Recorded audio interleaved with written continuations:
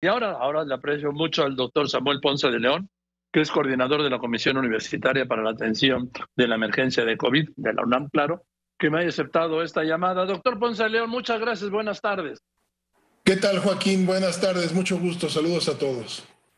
Gracias. A ver, estamos inmersos en la cuarta oleada y a mí me da la impresión, no sé qué opina el doctor Ponce de León, que por el bajo número de pruebas como que se están topando los casos, ¿sí?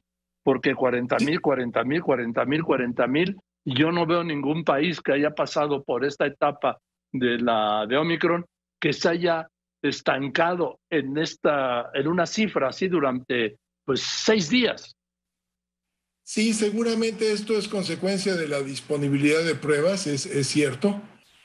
Aunque vale también la pena apuntar que no tenemos tampoco la necesidad de llevar un registro puntual de todos los casos que ocurren. Estamos inmersos efectivamente en una cuarta ola con una transmisión explosiva y realmente llevar una cuantificación detallada no nos ofrece ninguna ventaja. O sea que no nos sirve de nada ante las dimensiones de los contagios, ¿es correcto? Bueno, nos sirve saber la dimensión del contagio, que ya lo tenemos pues evidente ante las cifras que están reportando, las más altas que hemos tenido en el curso de toda la pandemia, ante la realidad de la presión en las instituciones de salud por consultas externas y ante la realidad que vemos seguramente ustedes en su estudio, alrededor, con familiares, con amigos, todo el mundo está contagiándose, así que la transmisión es explosiva. Yo hago la pregunta siempre, doctor, ¿alguien de su familia se ha contagiado de Omicron en esta oleada? ¿Sí? Les la pregunta a usted, doctor.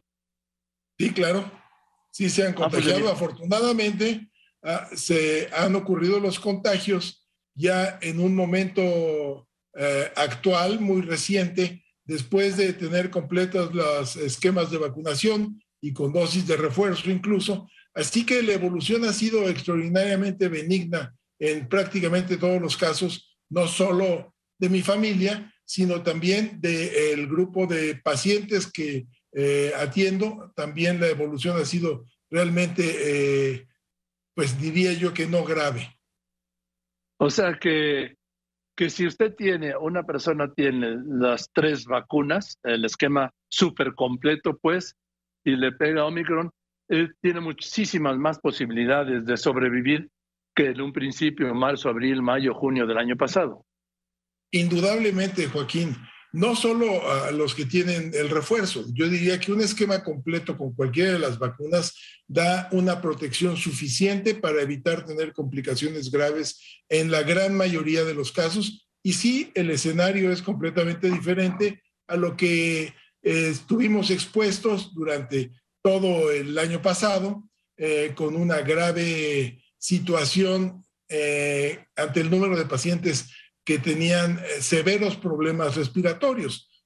Hoy es muy claro que el cuadro se limita a las vías respiratorias superiores en la gran mayoría de los casos y que se puede manejar sintomáticamente sin realmente tener mayores expectativas en relación a que esto va a evolucionar mal.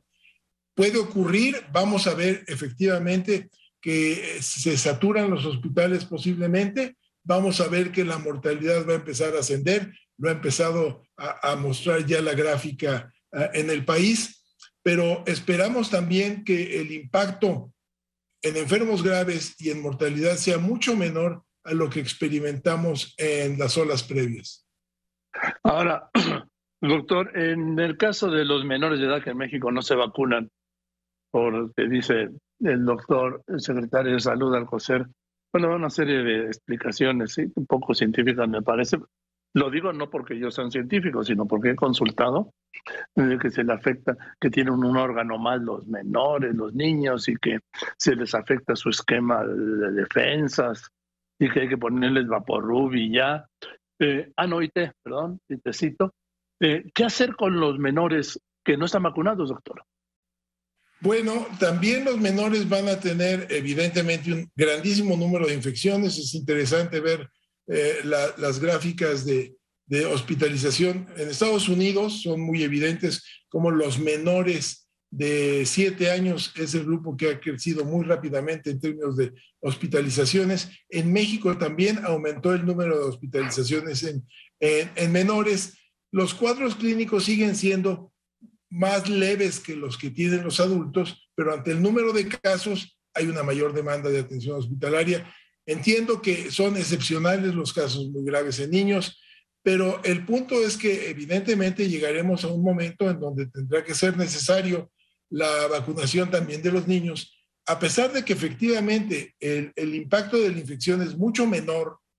De cualquier manera es un grupo que continúa manteniendo la transmisión, entonces sí será conveniente que se vacunen y eventualmente el pequeño número de niños que pueda complicarse podría evitarse. O sea, la recomendación es que hay que vacunar a todos, ¿no? Eventualmente la gran mayoría de la población tendrá que ser vacunada idealmente, sí. Me refiero yo menores de edad de 5 a 18. Exactamente. Ahora, sí. Doctor, dígame. No, sí, desde luego es un grupo que se tiene que vacunar y hay las evidencias científicas para que con algunos de los biológicos se puede vacunar con seguridad y que, como señalaba, es un grupo que mantiene la transmisión permanente, entonces conviene que esté vacunado. Pero en México no hay vacunas para los menores de 15 años. Yo supongo que esto se irá expandiendo, esperamos que esto sea así es como ha venido ocurriendo. Vamos a ver qué es lo que pasa en las siguientes semanas. Esto está coincidiendo con la influenza. ¿Cómo se ha llevado con la influenza, doctor Ponce de León, de esta cuarta oleada? Pues hay algunos indicios en Europa, en el noreste de Estados Unidos, en donde la influenza está aumentando su frecuencia. Puede complicar desde luego el escenario para los hospitales y para los servicios de salud en general. Esperamos que para este momento también una mayor parte de la población que requiere vacunas para influenza las hayan recibido ya, será lo mejor. Y la combinación pues sí será muy desafortunada. Si pega duro influenza en las próximas semanas, se suman los casos y vamos a tener una confluencia de pacientes en los hospitales que pues va a favorecer que la saturación sea más rápida y más complicada. La época de influenza, si me permite decirlo así, es en el frío, me han dicho, pero estamos ahora, ¿hasta qué mes sería? Pues calculamos que habitualmente básicamente se extiende casi hasta la mitad de la primavera la temporada de influenza. Esperamos que se desfasen. Sí. Esperamos que se desfasen las curvas epidémicas y que la transmisión de Omicron disminuya a partir de, pues quizás a principios de primavera, y que no se imbrinquen con demasiada intensidad ambas epidemias. Porque aquí estamos en un punto de contagios que no habíamos visto jamás, ¿no, doctor? En nada, yo creo. Así es, nunca, realmente. La intensidad es manifiesta, así se esperaba. Sabíamos que iba a llegar de esta manera. El virus, con estas variantes, se describe el 25 de noviembre. Todavía no completamos 2 meses de esta descripción. Ya se ha extendido por todo el planeta con los números que estamos viendo, a pesar de las medidas que se hayan tratado de implementar en muchos países. Entonces, la transmisión es lo que no habíamos visto realmente nunca en ninguna infección viral. ¿Es conveniente, es correcto, doctor Ponce de León, decir no, es un catarrito? No, bueno, es complicada la pregunta, debo decir, Joaquín, porque efectivamente, si yo veo los cuadros clínicos que tienen los pacientes que están a mi alrededor, encuentro que la mayor parte de ellos tienen una infección respiratoria muy leve, que podría describirse como un catarro habitual. Sin embargo, puede ser un mensaje un tanto equívoco, en el sentido de que la gente no le dé importancia a la infección en cuanto a potenciar o a mantener la transmisión o a evitar su contaminación. la gente despierta y dice, tengo un catarrito, me voy a trabajar como si nada. No, hay que confinarse, hay que respetar las recomendaciones que se han hecho y no es un catarrito que medido ante la magnitud de la transmisión y el número de casos que estamos viendo ya saturación de hospitales y estamos viendo incremento en la mortalidad, todavía muy discreta, pero seguramente para la semana que entra esto va a ser bastante más claro. Entonces, no es un catarrito. No es. No es, a pesar de que individualmente muchos pacientes tengan síntomas muy, muy leves, pero tenemos que considerar que este es un fenómeno epidémico en una fase complicada, así que no es un catarrito, es una infección por COVID en la variante Omicron y puede tener complicaciones incluso en vacunados. Eso tampoco lo garantiza. Ahora, doctor Ponce León, déjame hacerle una pregunta, porque el secretario de Salud, el doctor Alcocer, ha dicho que con Vaporub y con té. ¿Usted opina que el té y el Vaporub sirve para contener esta oleada de COVID o para tratar esta infección ahora? Bueno, claramente para contenerla no, porque la contención se establece a partir de otras medidas, empezando por la vacunación y las recomendaciones de prevención de salud pública, máscaras, respiradores, distancia, ventilación, etcétera. Ahora, para el tratamiento, no es lo que yo recomiendo. Yo creo que el manejo tiene que ser con sintomáticos, básicamente con paracetamol, recetar suficientes líquidos, reposo, desde luego el confinamiento para evitar que se contagie a alguien más. Y para las molestias básicamente de la garganta, que son intensas y frecuentes en los cuadros actualmente de Omicron, quizás con el uso de benzocaína local en forma de caramelos con benzocaína que tienen diferentes sabores, o con eso sería suficiente. Para la mayoría de los casos hay que vigilar, desde luego, que no desarrollen cuadros complicados en términos de que disminuya la oxigenación, que la fiebre sea muy elevada, que haya mucha fatiga, que falte el aire. Todo eso sería indicativo de ir a un servicio médico, de consultar a su médico telefónicamente o realmente buscar ayuda. Doctor, esto de las vacunas, tengo entendido yo que había que esperar 30 días entre si se puso la de COVID y para recibir la de influenza, o al revés, si se puso la de influenza, esperar otros 30 días para la de COVID. ¿Eso se mantiene? No, esta es una desinformación. Realmente las vacunas de COVID y de influenza se pueden administrar. Realmente las vacunas de COVID y de influenza se pueden administrar simultáneamente, el mismo día, en la misma visita al consultorio. ¿Y si no se aplican el mismo día? Si no se aplica en el mismo día, se puede aplicar en cualquier otro de los días subsecuentes. No hay ningún problema. O sea, ya no hay plazos para... No, espérate para esta. No para COVID y para influenza, no lo hay. Y para la primera y la segunda dosis se habló de 6 meses. Bueno, para la primera y la segunda dosis en relación a la vacuna de COVID o de influenza. De COVID. De COVID, porque hay una segunda dosis en infantes. Pero para COVID, básicamente, sería respetar efectivamente las fechas, idealmente. Una primera dosis seguida de una segunda dosis. Habitualmente se aplica después de la 4ª semana, puede ir después más allá, pero sin ningún problema. Y el refuerzo, desde luego, tendría que ser a los 6 meses aproximadamente. ¿6 meses de la segunda? 6 meses de la segunda dosis. Bien, doctor. ¿Usted qué recomienda? ¿El cubrebocas, la sana distancia, todo esto? ¿Seguimos en eso?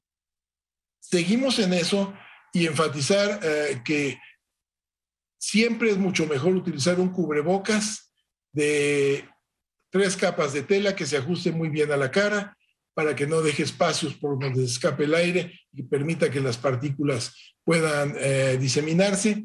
Por un lado, la distancia, la ventilación, evitar reuniones múltiples con mucha gente.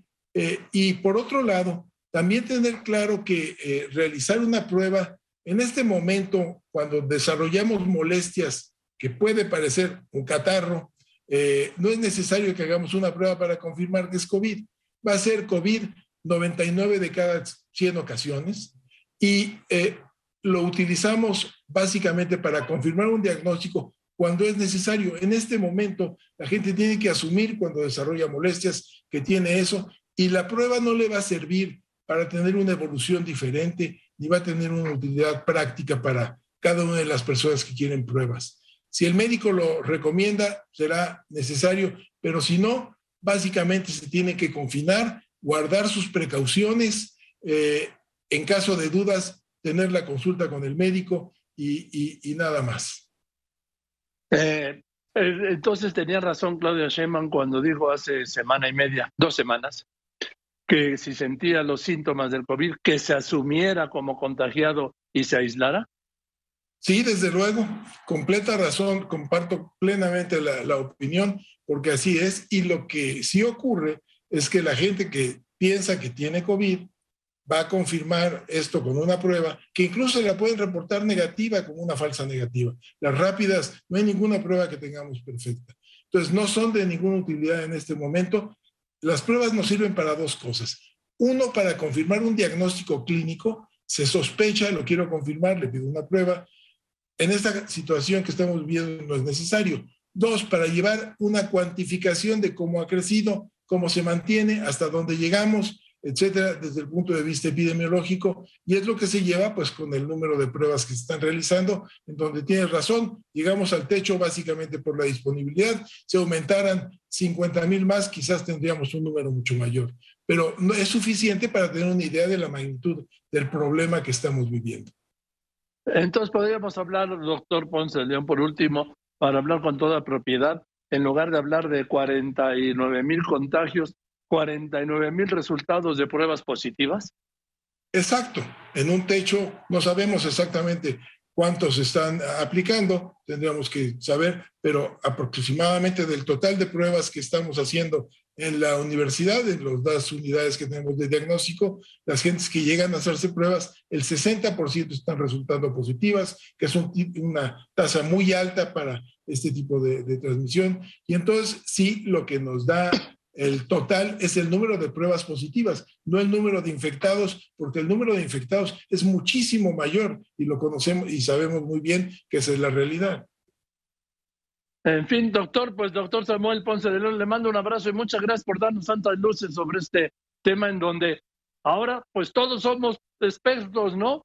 Todo el mundo le da a uno una receta o un consejo. Bueno, hasta el secretario de Salud le decía así, sobre cómo tratar la pandemia o tratar evitar el contagio o cómo ya contagiado curarse. Así es, esperemos que haya mayor claridad para todo esto y que esta pandemia, que esta ola, esta 4ª ola, nos permita enfrentar a lo largo de las siguientes semanas y meses un mejor equilibrio en relación a actividades sociales, educativas, de todo tipo, para poder ir normalizando nuestras actividades. El virus no va a desaparecer, vamos a convivir con el SARS-CoV-2 por muchos meses y años. Se va a establecer una relación que buscará un equilibrio entre un número de infecciones determinado mucho menor a lo que estamos viendo. Para tener un canal endémico se presentarán de repente epidemias, iremos ajustando los biológicos, las vacunas y los tratamientos, pero tenemos que aprender a vivir en una nueva normalidad de riesgos en cuanto a infecciones respiratorias y preparándonos para tener escenarios como este en un futuro no lejano. Gracias, doctor. Le mando un abrazo. De verdad que nos ha dado muchas luces, doctor Samuel Ponce de León. Buenas tardes. Buenas tardes, Joaquín. Saludos a todos. Y espero que nos veamos en CU, ¿no, doctor? Claro que sí, en el próximo partido, ¿no? Venga. Le mando un abrazo, doctor. Que esté muy bien. Buenas tardes, el doctor Samuel Ponce de León es coordinador de la Comisión Universitaria para la Atención de Emergencia de COVID-19, claro, de la Universidad Nacional Autónoma de México.